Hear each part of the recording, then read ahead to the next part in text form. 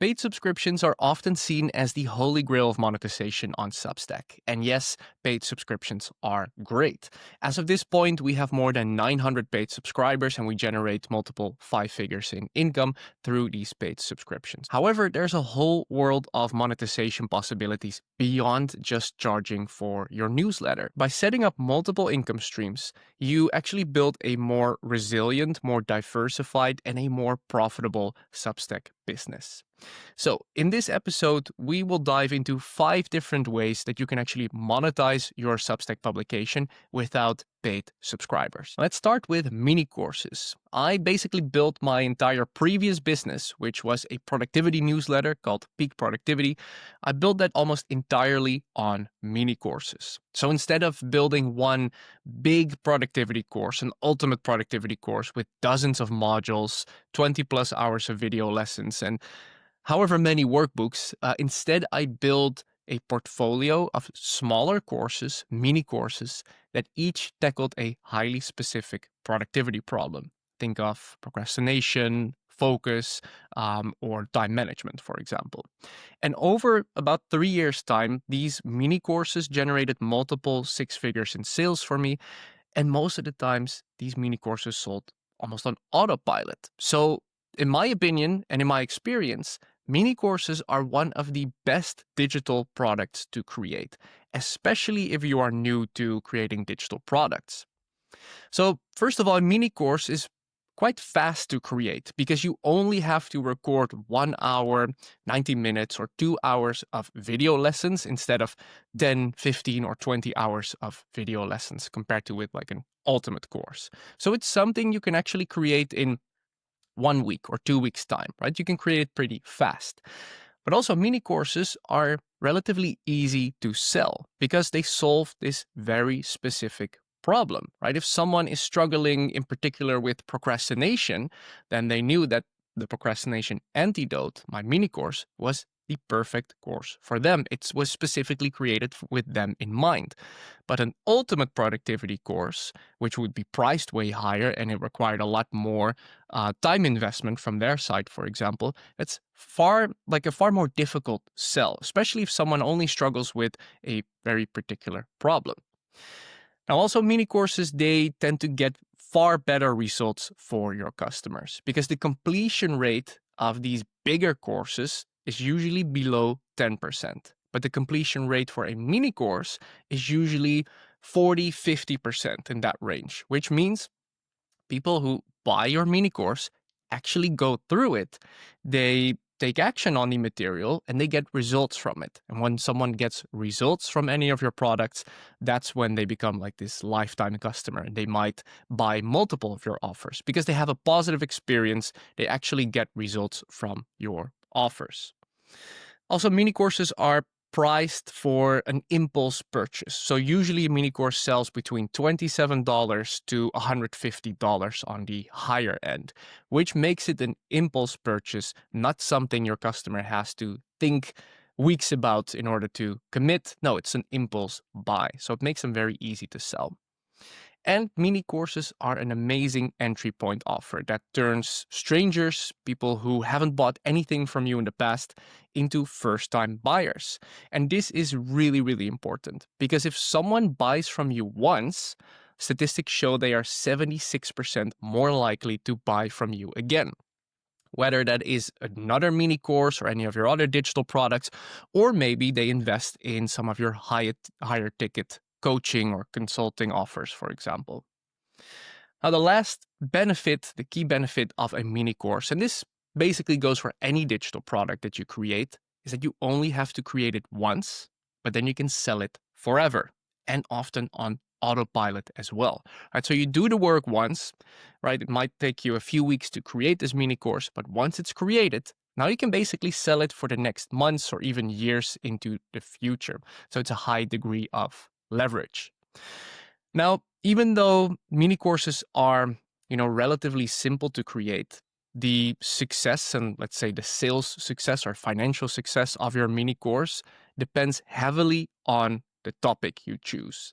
right? If the topic isn't something that people actually want to learn, or if the mini course doesn't solve a very painful problem, or it doesn't help someone achieve this clear, specific goal that they want, no amount of fancy videos or workbooks will get people to buy it. So let's actually take a look at how you can choose a winning mini course topic, right? A mini course topic that people actually want to buy from you. So a common mistake that a lot of mini course creators or course creators in general make is that they create the course they are really excited about and very passionate about without first checking if there's actually demand for it and without first checking if their audience has actually asked for this mini course, right? So the first thing you should do is analyze your content, especially if you've been creating content on Substack for a while, you have a bit of an audience. Analyzing your content is one of the best things you can do.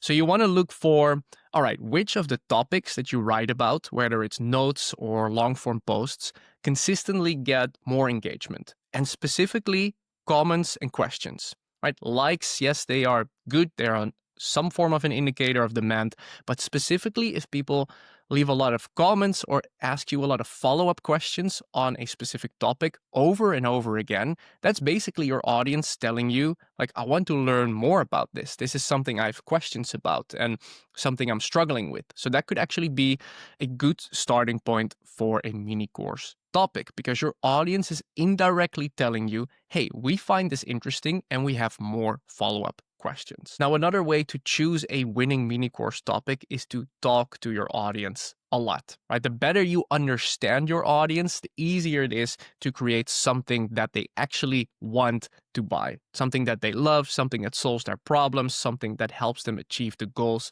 that they desire the most, right? When you understand your audience better than they almost understand themselves, then creating a winning mini course or any other offer, right, becomes so much easier. So I highly recommend that you get into conversations with your audience, which means if someone leaves a comment on one of your notes or your posts, then you can actually, like, yes, of course, reply to that, but I would actually send them a direct message on Substack as well, where you ask them follow-up questions with, what are you working on? What goals are you currently, working towards? What are some of your biggest challenges, obstacles, problems, pain points that, are currently keeping you up at night? Of course, all related to the niche you're already writing about. That's very important. But you really want to ask questions. You want to get into a conversation with your audience. You don't have to close them or anything. You don't have to pitch them or anything. This is purely to get more information about who your audience is, what they're working towards, what they are struggling with, because that is such valuable information that will help you build a winning mini course, or like I said, any other offer, whether it's a coaching offer as well. The better you understand your audience, the easier it will be to create something that they actually want to buy from you.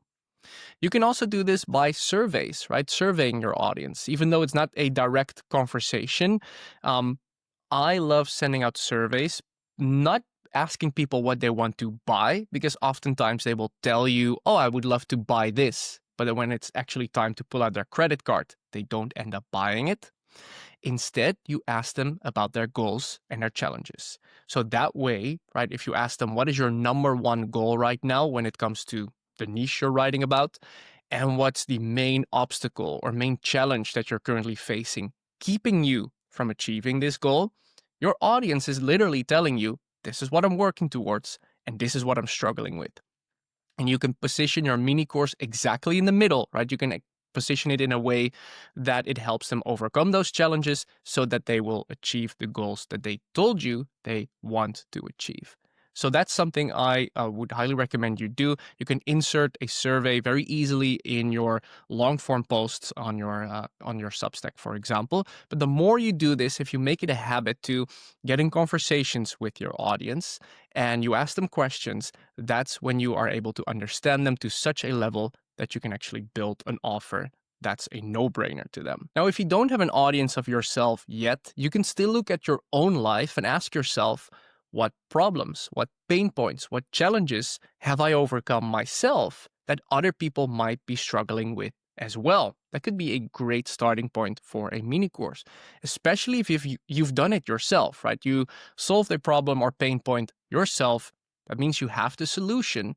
Now you can package that into a mini course and teach it to other people who might be struggling with it as well. Similarly to if you've achieved certain results, certain goals, certain outcomes for yourself, whether it's in your health, your relationships, your finances, or in your career or business, it might be that other people want those outcomes or those results as well, but they don't know how to get there.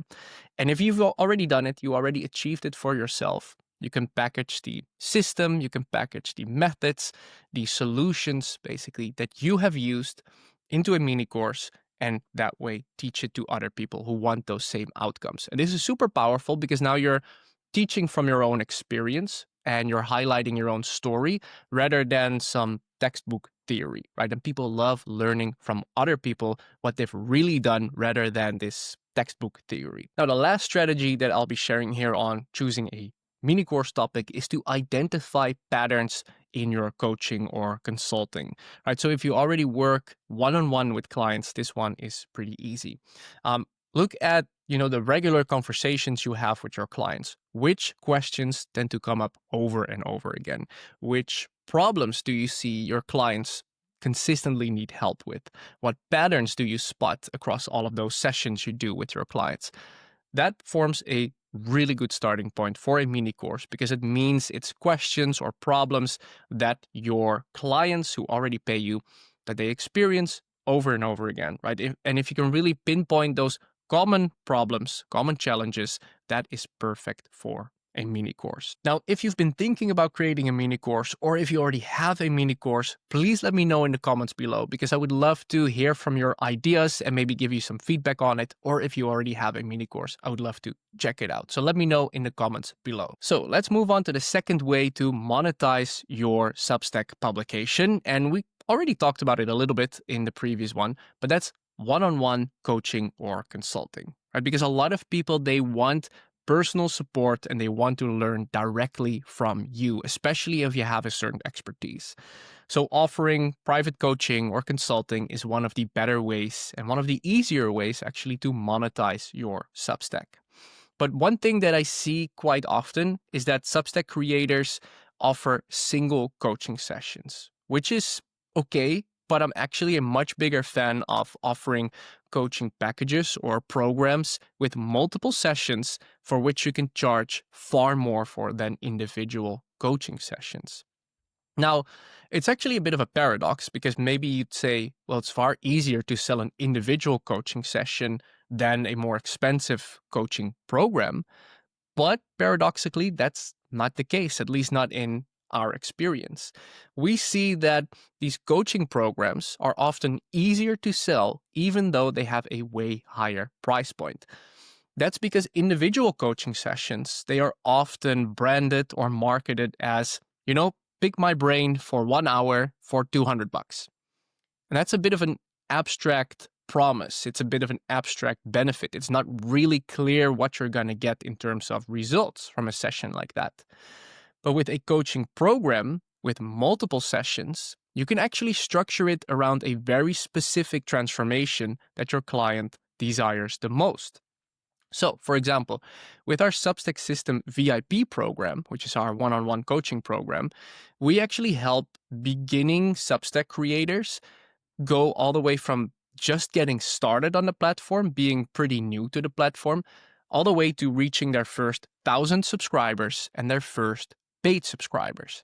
So that's a very clear outcome, a clear transformation that many of our clients really want to achieve, right? They are stuck with maybe a few, like 0 subscribers or maybe below 50 subscribers, but we help them get to those first 1,000 subscribers and get those first paid subscribers. It's a clear outcome, clear transformation, something that a lot of our clients actually want. Because it's such a clear transformation and a desired outcome, it's actually a far easier sell than a one-off coaching call, despite the higher investment, right? Simply because the outcomes are clear and it's exactly what our audience is looking for. So if you think of offering one-on-one coaching or consulting, I would highly recommend you create a coaching program with multiple sessions. Could be 3 sessions, 4 sessions, 6 sessions, however many is really necessary to get that clear transformation, and really structure it around that transformation. Structure it around the outcomes that your audience really wants to achieve. And then charge anywhere between $1,000 to $3,000 for this coaching program, which also means you would only now need a handful of clients every month to make a really solid income. And if you compare this to selling $200 coaching sessions, right, you might need to find 15 people to buy a coaching session like that every single month, or you would only need to find one person at $3,000 to invest in this more structured coaching program. Well, I can tell you from experience, it's far easier to find one person who will pay you $3,000 than it is to find 15 people to pay you $200, right? So nevertheless, coaching is a very good way to monetize your Substack, right? Because there will always be people who want personal support. They want to learn directly from you. So it's a great way to monetize your Substack. I would just say, rather than offering these single sessions, try to come up with a very structured coaching program that helps someone achieve the outcomes they really want, achieve that transformation they really want, which means you can actually charge far more from it and you need fewer clients. The third way to monetize your Substack is through live cohorts. So think of these as group coaching programs that run for a specific time frame. So for example, 4 weeks, 6 weeks, 8 weeks, or even 12 weeks. And during this window, you work together with your clients, with a group of people who are all moving towards the same goals, the same outcomes or transformations. So it's pretty similar to a high ticket coaching program in the sense that it's a goal oriented program. It helps someone achieve this specific transformation.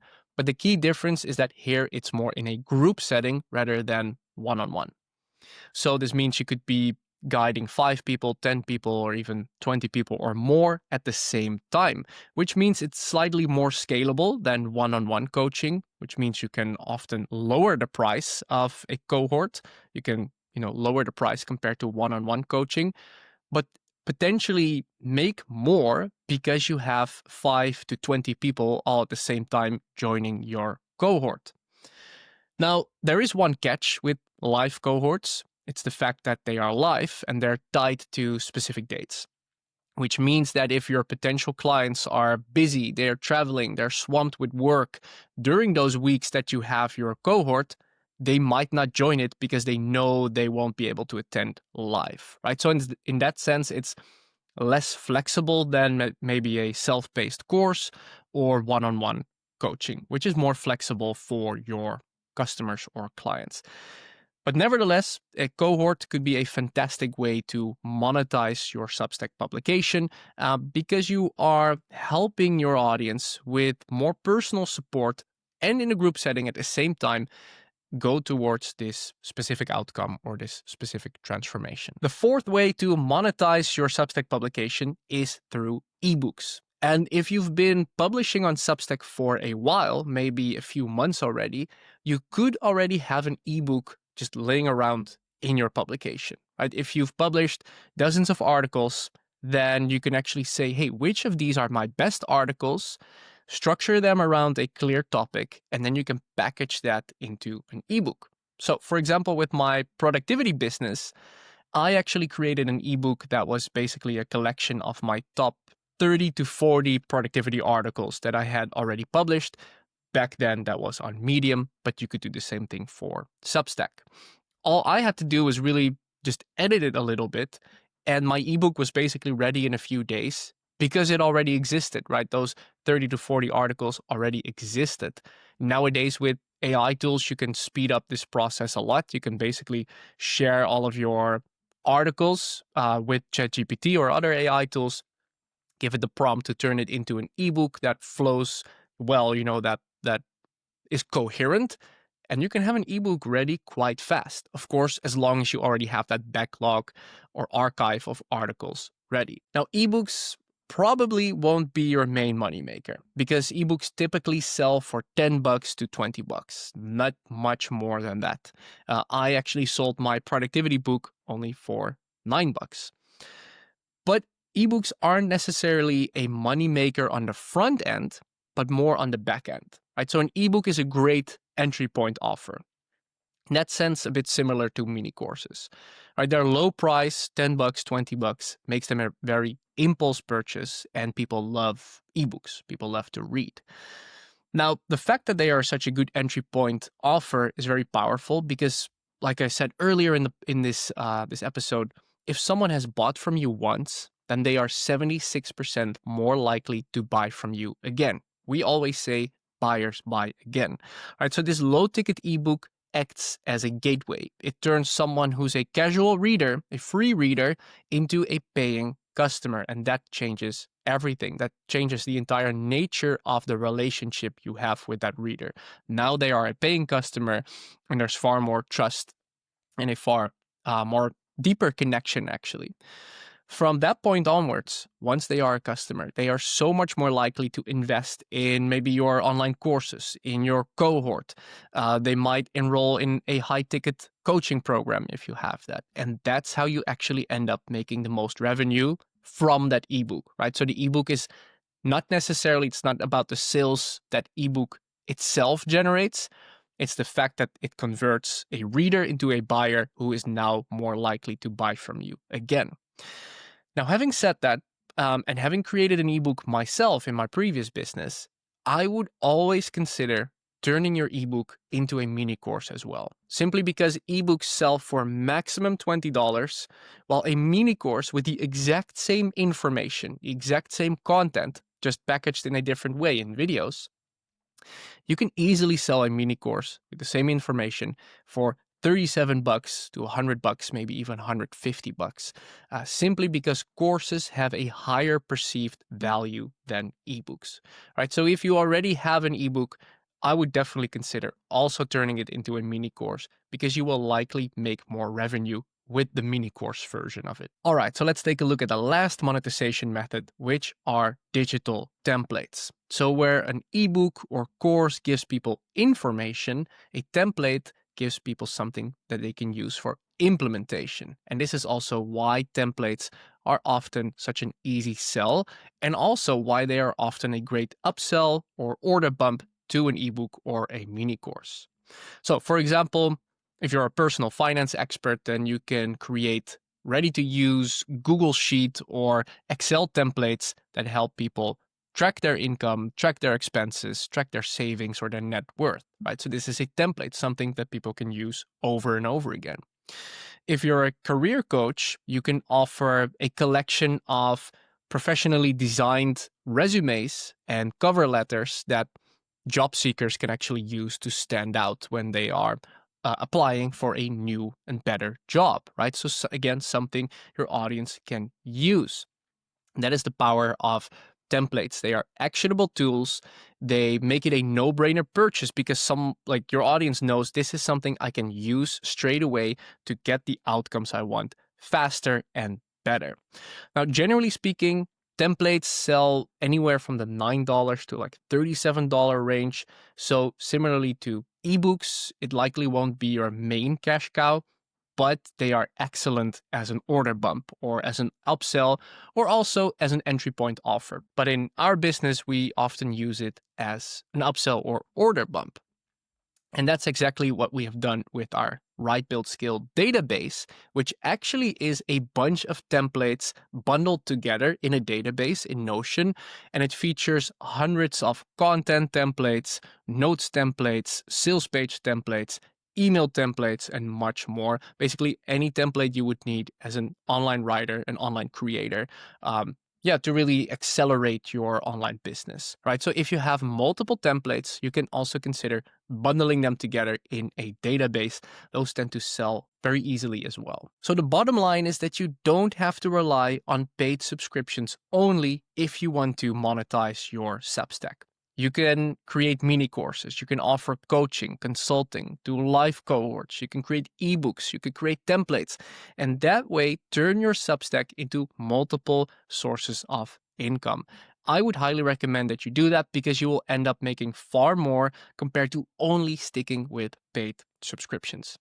Now, if I had to choose my absolute favorite from these 5 monetization models, I would choose mini courses simply because I've built my previous newsletter, my peak productivity newsletter, almost entirely on these mini courses. They were very easy to create, pretty easy to sell. They had high profit margins, and you only have to create them once, and then you can basically sell them for months or years into the future without much additional work. So they make for one of the best digital products to create in my experience. Now, please let me know in the comments below which of these monetization models is your favorite.